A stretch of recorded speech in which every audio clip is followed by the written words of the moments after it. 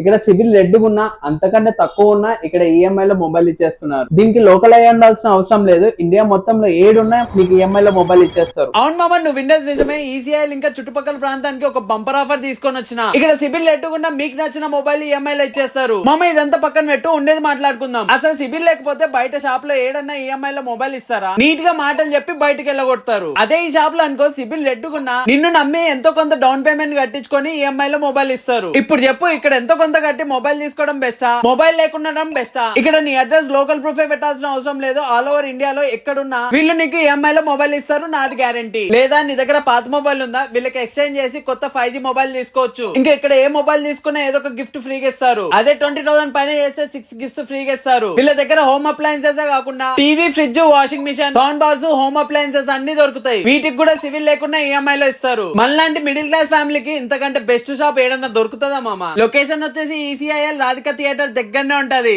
SLN mobiles.